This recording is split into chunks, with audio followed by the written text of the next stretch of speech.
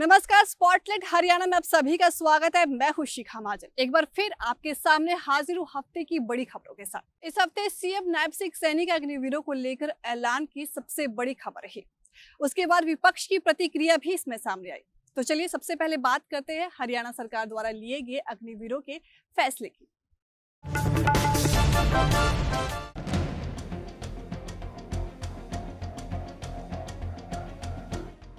हरियाणा की सरकारी भर्तियों में अग्निवीरों को आरक्षण दिया जाएगा।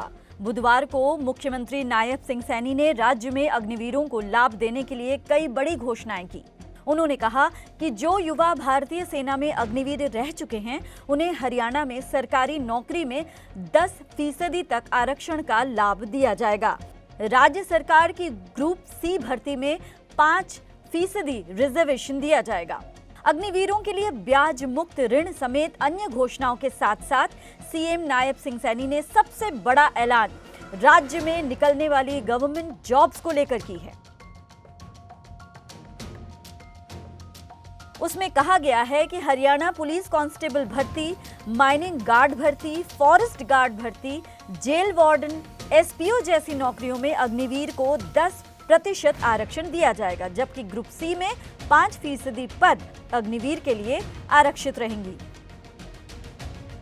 सीएम नायब सिंह सैनी ने यह भी कहा कि हरियाणा की ग्रुप सी और ग्रुप डी की नौकरियों में अग्निवीरों को उम्र सीमा में 3 साल तक की छूट दी जाएगी।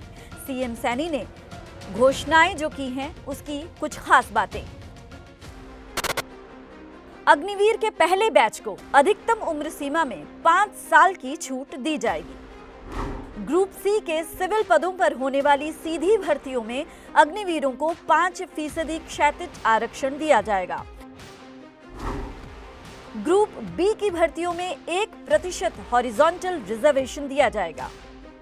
अगर कोई औद्योगिक संस्था किसी अग्निवीर को 30,000 या ज्यादा सैलरी की नौकरी पर रखती है, तो सरकार उस इंडस्ट्रियल यूनिट को 60,000 रुपए सालाना की सब्सिडी देगी।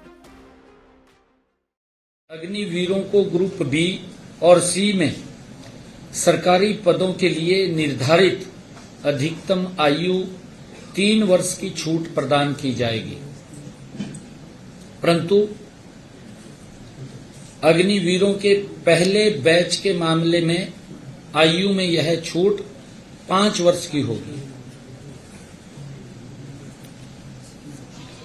सरकार ग्रुप सी में सिविल पदों पर सीधी भर्ती में अग्निवीरों के लिए 5% हॉरिजॉन्टल आरक्षण और ग्रुप बी में 1% हॉरिजॉन्टल आरक्षण प्रदान करेंगे।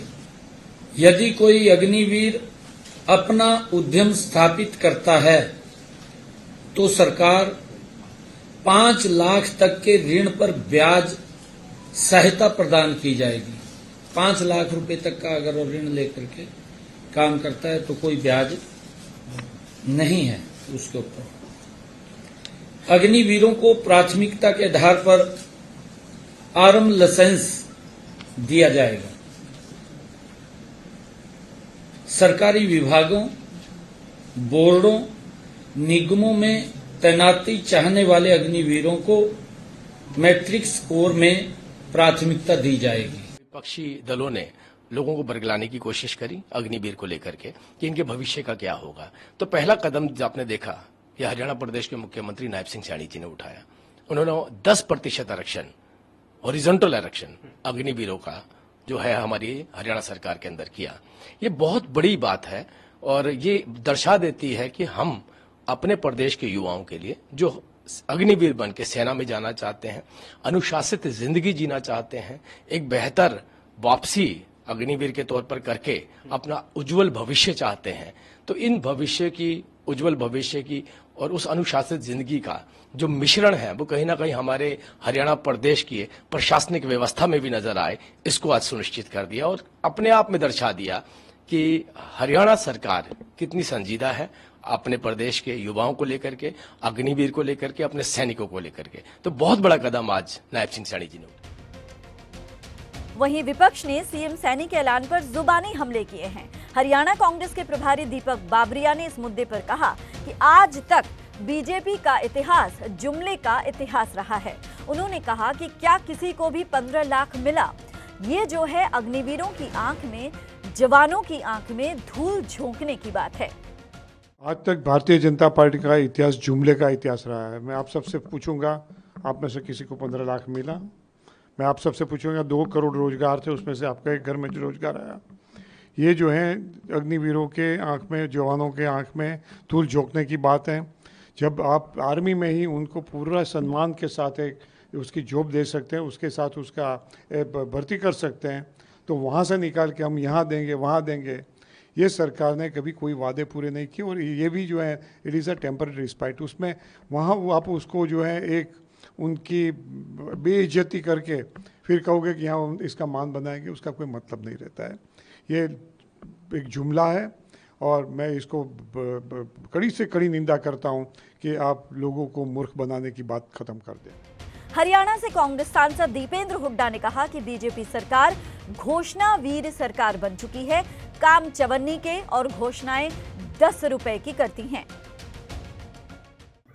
अपने घोषणा पत्र में जो जो बातें इन्होंने, तो पंजाब स्केल भी बोला था इन्होंने कर्मचारियों का, आपने सुना कि उस पर कुछ हुआ हो? स्वामीनाथन कमीशन, किसान की आमदनी दुगनी हो, तो सेंटर के भी हैं, हरियाणा के में, तो हरियाणा के कुछ बता रहा हूं आपको। तो घोषणाएं इन्होंने ना 14 की पूरी करी, ना 19 की पूरी करी, ना ये करेंगे घोषणा। मैं एक और बता रहा हूं आपको, ये अग्निवीर आप कह रहे हैं ना, ये घोषणावीर सरकार बन गई, घोषणावीर। और इनके काम चवन्नी के हैं और घोषणाएं 10 रुपए की करते हैं। आप इसको थोड़ा सा गहराई से लेना, जो मैंने बात की है। काम ये चवन्नी के करते हैं और घोषणाएं 10 रुपए की करते हैं। ये प्रदेश के लोग समझ जाएंगे जो मैं कह रहा हूं। वहीं राशिद अलवी ने भी 10% आरक्षण पर हरियाणा सरकार पर सवाल उठाए हैं। अगर हरियाणा में 10% रिजर्वेशन उन लोगों को दे भी दिया जाएगा, तो बाकी 90% का क्या होगा? उसमें से कुछ लोग तो फौज में चले जाएंगे, बाकी लोग क्या करेंगे? चौकीदारी करते रहेंगे। ये बहुत गलत फैसला है भारत सरकार का और इसको खत्म करना चाहिए। गौरतलब है कि कुछ दिन पहले सीआरपीएफ, बीएसएफ जैसे सेंट्रल सिक्योरिटी फोर्सेस ने भी अग्निवीरों के लिए 10% आरक्षण की घोषणा की थी। इन संस्थाओं के प्रमुखों के मुताबिक आने वाले सभी सीआरपीएफ, बीएसएफ रिक्रूटमेंट्स में अग्निवीर के रूप में सेना में सेवा दे चुके युवाओं के लिए 10% पद आरक्षित रखे जाएंगे और अपर एज लिमिट में छूट भी दी जाएगी। Bureau report, PTC news, Haryana.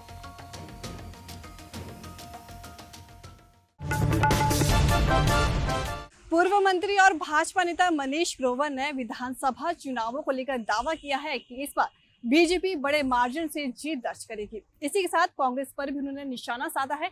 PTC news के साथ खास बातचीत में उन्होंने क्या कुछ कहा, आइए सुनते हैं। चुनावी माहौल जो है अब हरियाणा में हर तरफ दिखने लगा है।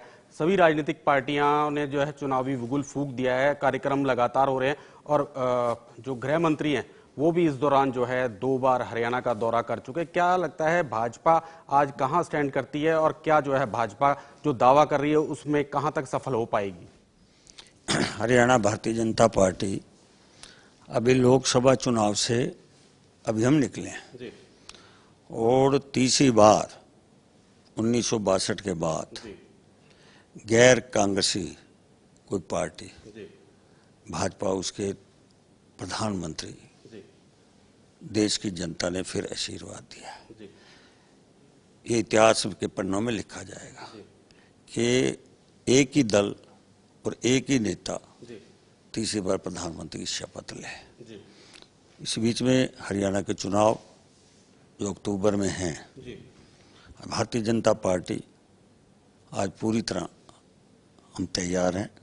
अपने बीच में 2 बार देश के गृह मंत्री श्री अमित शाह जी पंचकूला की धरती पर भी हमें संदेश देके ये कार्यकर्ताओं को, ऐसे दक्षिण हरियाणा भारतीय जनता पार्टी की एक जो वहाँ पर भी एक बैकवर्ड समाज के लिए, बीसी समाज के लिए जो श्री नायब सैनी जी ने, श्री नरेंद्र मोदी जी ने जो काम किया है वो भी एक जनता में संदेश देकर गए।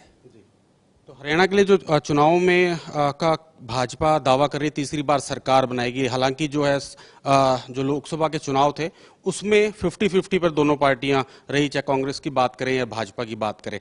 तो ये दावा क्या लगता है आपको सफल होता दिख रहा है कि तीसरी बार भाजपा सरकार हरियाणा में बनेगी? नहीं, ये लोकसभा चुनाव, विधानसभा चुनाव, इसका अलग अलग एंगल से देखा जाता है। लोकसभा हम 2019 में 10 जीते, हमारी विधानसभा 40 आई। आज हम 5 जीते हैं, तो हरियाणा और लोकसभा चुनाव इसको अलग एंगल में देखा जाए, क्योंकि लोकसभा चुनाव के अंदर कांग्रेस का झूठ चला। 8500 रुपये आपका 4 जून को रिजल्ट आएगा, 5 जून के आपके खाते में 8500, जुलाई में 8500, अगस्त में 8500, सितंबर में 8500 और टकाटक लाख आएंगे, जिससे जनता को बहकाया गया। संविधान के नाम से भी लोगों को गुमराह किया गया कि मोदी आएगा संविधान को खत्म करेगा, इसलिए वो झूठ उनका चल गया। परंतु वर्तमान में हरियाणा की सरकार 9.5 साल में श्री मनोहर लाल जी ने जो हरियाणा की जनता की सेवा की है, और आज जो इसके पास जिम्मेवारी है गरीब परिवार का, बैकवर्ड समाज का, श्री नायब सैनी जी आज पूरे हरियाणा के दौरे कर रहे हैं और अंतिम व्यक्ति की चिंता कर रहे हैं। इसलिए हमारी पूरी संभावना है जो गरीब, पिछड़ा हुआ, दलित समाज, जो व्यापारी, उद्योगपति, किसान, वो भारतीय जनता पार्टी को तीसरी बार श्री नायब सैनी को सरकार बनाने के लिए देगा। आपने देखा बीजेपी नेताओं के चुनावों को लेकर किए गए दावे, लेकिन क्या जनता भी यही सोचती है? हमने टोहाना विधानसभा क्षेत्र के गांव जमालपुर शेखा में ग्रामीणों से खास बातचीत की है। आइए देखते हैं क्या सोचते हैं यहाँ के ग्रामीण। ज्यों-ज्यों विधानसभा का चुनाव नजदीक आता जा रहा है, त्यों-त्यों नेता लोग भी अपने अपने पक्ष में, अपनी अपनी पार्टी के पक्ष में प्रचार के लिए निकल रहे हैं। हालांकि पिछले लोकसभा क्षेत्र चुनाव में 5 सीटें जीतकर जहां कांग्रेस काफी उत्साहित नजर आ रही है, वहीं भाजपा के मुख्यमंत्री द्वारा जो नई नई घोषणाएं की जा रही हैं, उससे भाजपा के कार्यकर्ता भी उत्साहित नजर आ रहे हैं। हम पहुंचे हैं गांव जमालपुर शेखा में। आइए हम बात करते हैं लोगों से कि अब की बार किसकी सरकार। क्या नाम है आपका? दाना राम है। मैंने दाना राम जी बताएं कि अब की बार किसकी सरकार? अले गोलमोल है, दोनों का मुकाबला है। अले कहते नहीं कौन सा बाजी मारते हैं, ये से बुला लेते हैं। क्या भाजपा ने अच्छे काम किए हैं जो उनके पक्ष में? अच्छे करे हैं, ये लोग अच्छे कर रही है। क्या काम करते? सारे विकास बढ़िया करे हैं मेरे गांव में। देख चल मेरे गले में दिखाऊं, सेट लाग रहे हमारे दुनिया भर के लंगर हाल सारे कुछ पक्के कर दिए। ला रखे पत्थर या ग्रेनाइट पत्थर। नहीं, कुछ लोग नाराज भी हैं क्यों? अग्निवीर योजना है, उससे लोग नहीं, तो नाराजगी के करेगी भी। सैलजा बनाई है, बनाई का फायदा के लग गया। सरकार तो जी कांग्रेस की आवेगी, और जे उरे की सीट है करवाने की तो परमवीर ने टिकट मिल गई तो पक्की है। अगर जो और किसी ने मिल गया बढ़ानियां बुढ़ियां फिर फिर कुछ कह नहीं सकते।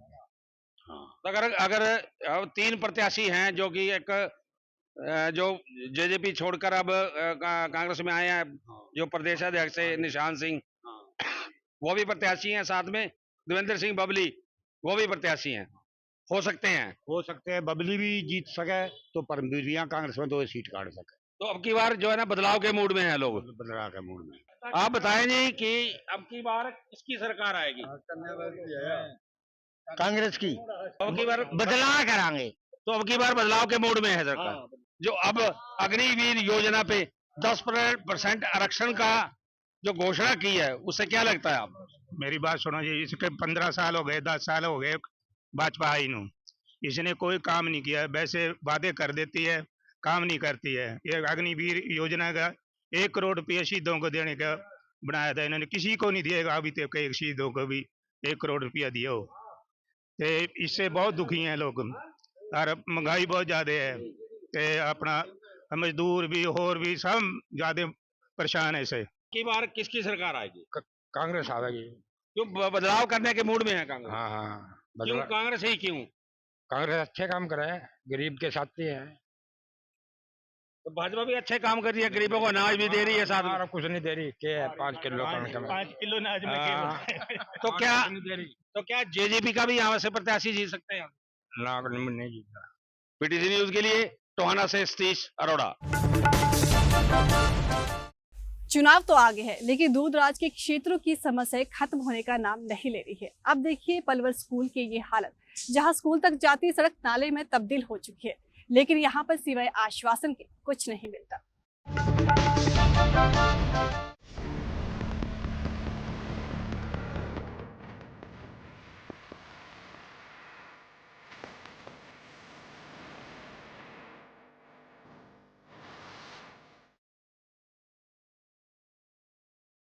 पलवल अलीगढ़ रोड पर किटवाड़ी नहर से पहले बाईं तरफ बसंतगढ़ गांव के अलावा वार्ड नंबर 3 की कई कॉलोनियों के बच्चे राजकीय वरिष्ठ माध्यमिक विद्यालय बसंतगढ़ में पढ़ने के लिए जाते हैं। इस इलाके में अनुसूचित जातियों और पिछड़े वर्ग के लोग रहते हैं। यहाँ इस इलाके में नेता मानो केवल वोट मांगने के लिए जाते हैं, फिर 5 साल पीछे मुड़कर भी नहीं देखते, जिसका परिणाम है आज का ये हाल।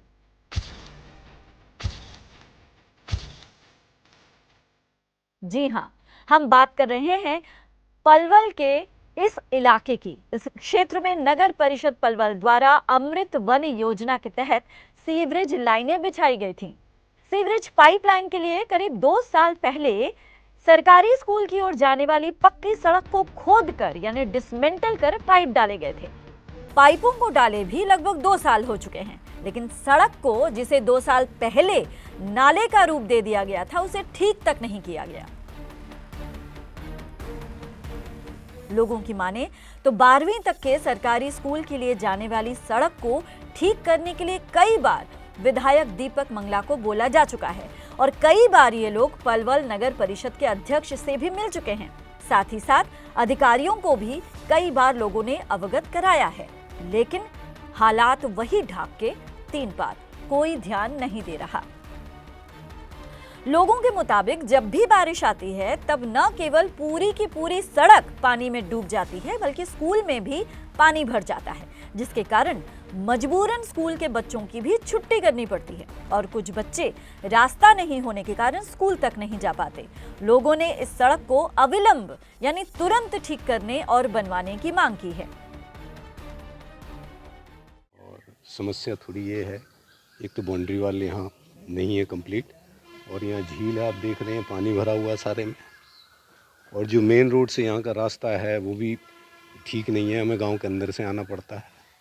इसका डीपीसी हमारे एजुकेशन डिपार्टमेंट में होते हैं, जेई वगैरह से एस्टीमेट बना के लास्ट ईयर दिया था, इस साल भी दिया है, हमने रिमाइंडर दिया है और बघेल साहब ने कहा है कि हम इसे जल्दी करा देंगे, बाकी देखो कब क्या होता है। तो उसमें पानी भरा रहता है, बच्चे भी दूर से रास्ता लेकर के आते हैं और अंदर से गांव के अंदर से आते हैं। ये स्थिति कब से है? ये स्थिति पिछले 2 साल से मैं देख रहा हूँ, जब से मैं हूँ यहाँ। ये नाले की स्थिति ये करीब 2 साल के लगभग हो गई है। रास्ता खोद करके नाला बना दिया। रास्ता खोद करके नाला बनाया है और इसको मैंने लिख के भी दिया है कि ये जिन्होंने खोदा है उनके माध्यम से बनवाया जाए, लेकिन प्रशासन में जो लोग बैठे हुए हैं उनका ही पेट नहीं भरता है, क्योंकि जहाँ भी बात होती है वहीं रिश्वतखोरी चलती है, पैसे दे देते हैं, सारी बात दब जाती है। चेयरमैन को कहूँगा, विधायक को कहा है मैंने, इस स्कूल वाले रास्ते को जल्दी से जल्दी बनवाया जाए, क्योंकि इसकी बहुत बड़ी गहरी समस्या है। बच्चों की, कोई बच्चा इसमें गिर सकता है, गिर गया तो मर ही जाएगा, और एक बच्चा पहले भी यहाँ गिर करके मर गया है, क्योंकि यहाँ 5-7 फुट गहरा है, कोई बच्चा गिरते ही मर जाएगा। और ये रास्ते की समस्या बहुत ज़्यादा है। यहाँ कॉलोनी से गांव के लड़की लड़का आते हैं और इनके आने जाने के लिए प्रॉब्लम है बहुत ज़्यादा। पहले पक्का रास्ता था, सिविल लाइन खुलने के कारण ये रास्ता बिल्कुल बंद हो गया।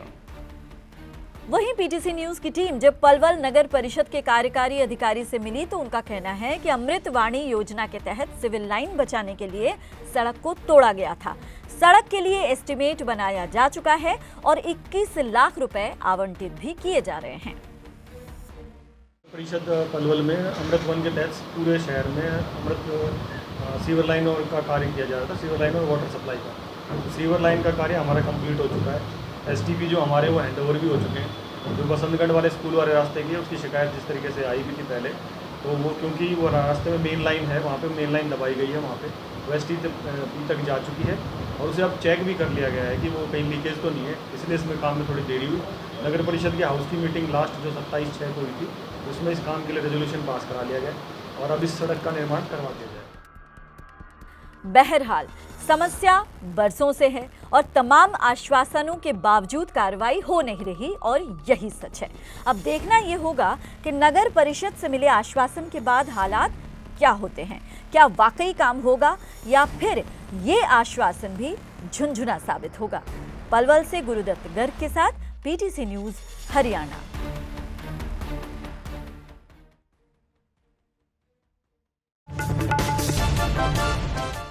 और अंत में डॉक्टरों की हड़ताल। इस हफ्ते सरकारी डॉक्टरों की 2 घंटे की सांकेतिक हड़ताल रही। इसी के साथ डॉक्टरों ने सरकार को अपनी मांगों को लेकर भी चेताया। इसी के साथ डॉक्टरों ने कहा कि अगर उनकी मांगे नहीं मानी जा रही तो आगे बड़ा आंदोलन हो सकता है। देखिए।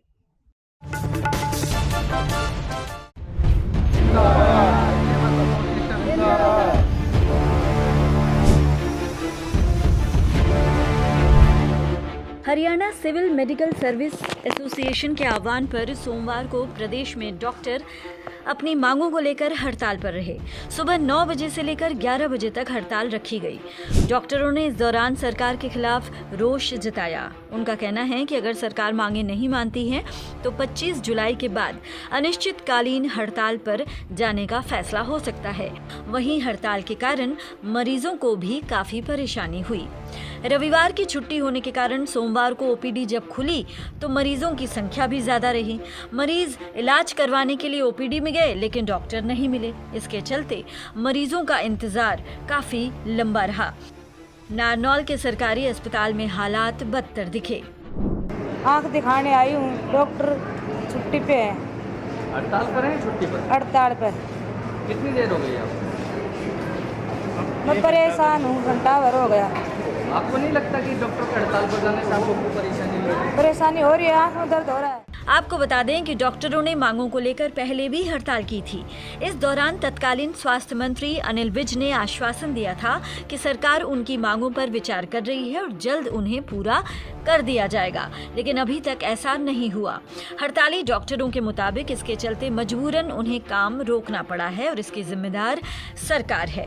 डॉक्टरों ने सरकार से मांग की है कि सरकारी अस्पतालों में विशेषज्ञों की भारी कमी है, स्पेशलिस्ट का अलग कैडर बनाया जाए, पीजी बॉन्ड की राशि में कमी की जाए। जो हमारी डिमांड्स हैं वही पिछले 2-3 साल से सेम है। हमने दिसंबर में भी स्ट्राइक की थी और तब हमने कहा था कि 1-2 महीने का टाइम दे दीजिए, लेकिन 6 महीने हो गए, किसी भी डिमांड पे कोई भी नोटिफिकेशन तक नहीं दिया गया। नंबर 1 हमारी डिमांड है स्पेशलिस्ट कैडर की, ताकि हम सरकारी डॉक्टर जो है, स्पेशलिस्ट जो है, ज़्यादा से ज़्यादा भर्ती हों और आम पब्लिक को, आम मरीजों को उसका फ़ायदा हो। लेकिन सरकार की कोई मंशा नहीं है स्पेशलिस्ट कैडर को बनाने की। पिछले 3 साल से सरकार खुद कह रही है कि हम बना रहे हैं, लेकिन अभी तक कोई भी उसका ठोस प्रारूप सामने नहीं आया। चिकित्सकों का कहना है कि इसके बाद भी मांगे नहीं मानी जाती हैं तो जल्द बैठक कर आगामी रणनीति बनाई जाएगी।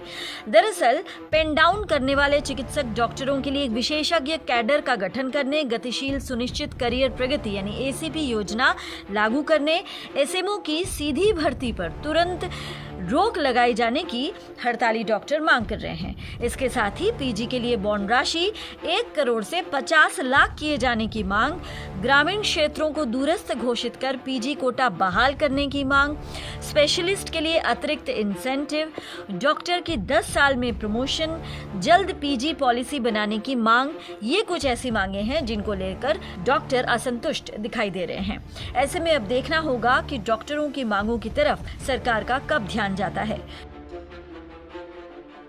रोहतक से सुरिंदर सिंह, जींद से सुनील पवार और बहादुरगढ़ से प्रदीप धनखड़ के साथ bureau input, PTC news Haryana.